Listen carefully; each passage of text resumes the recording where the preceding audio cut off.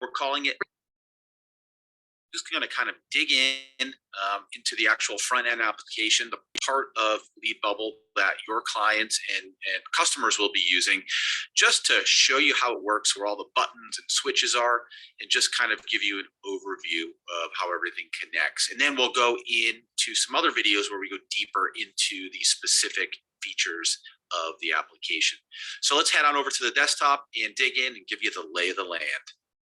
All right, so we are inside of our agency admin, and we're going to go and use one of the front end accounts here. So just to note, you as an agency partner, you have your own account here in the platform. It's always going to be this first one here. So mine that says Tony Stark.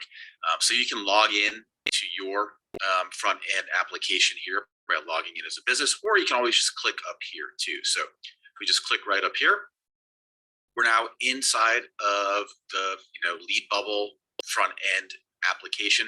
It's going to be whatever you call it. Ours just has this generic placeholder for the logo and our test account here.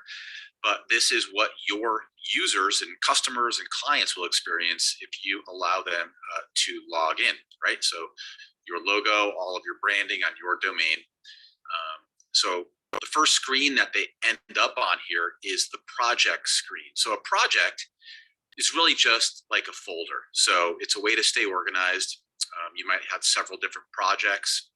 If you're a business, maybe you've got several different websites. Who knows what the situation will be? But just think of a project as a folder. So let's just start off by creating a new project here, right? So that's the flow. So we'll call this quick start. With the project, you can also give it a description. So if you need to remind yourself of what this project is for, you can put a description. This is only seen by you and is for your reference. So we hit create. And then once we hit create, as you can see, the project or the folder has been created here. So if we open that, we then are inside of that project folder. And now within that project folder, we can add a new widget or bubble. So we click new widget. And then you have the option here to add a video widget, which I would think 99% of the time, most of us are going to be using the video widget. That's the power of the platform. But if for some reason you didn't want to use a video, you can also create a non-video widget. So we'll just click video for now. Now we want to give the widget a name, right? So we'll just say start one.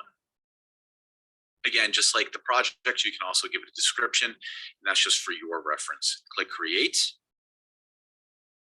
Boom, and then once we do that, we're brought in to the setup wizard for that particular widget that you just created, okay? Once you're there, you have the design tab, and this is where you can basically change and style the widget. Icon colors, text colors, button background. We'll go through all this in another video. We just want to give you the lay of the land right now. Channels. This is where you're going to add your various communication channels to your video pop-up. Demo. This is a really cool feature that allows you or your clients to basically test what a widget might look like on a website before you actually take the time to go install the embed code. And then once you have everything all set up, you go to the share tab. You can simply embed the code here on the website. You could also send it off to a developer. Someone's going to be doing that for you. And then you have some display controls here. So we'll go through all these in another video. We just kind of want to give you the layout where everything is here. And of course, if you want to go and record your video, you simply click here. You can either upload or record, and we'll also show you how to do this in another video. So that's just kind of the quick lay of the land, how the flow works. Again, it all starts with projects. You'd create a project. Within that project, you can create a widget, and then you can have several widgets within that one project, and then you can open it here, okay?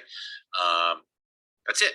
So in the next video, we'll start taking you through some of the more specific feature sets and kind of digging a little deeper. So we'll see you in the next video.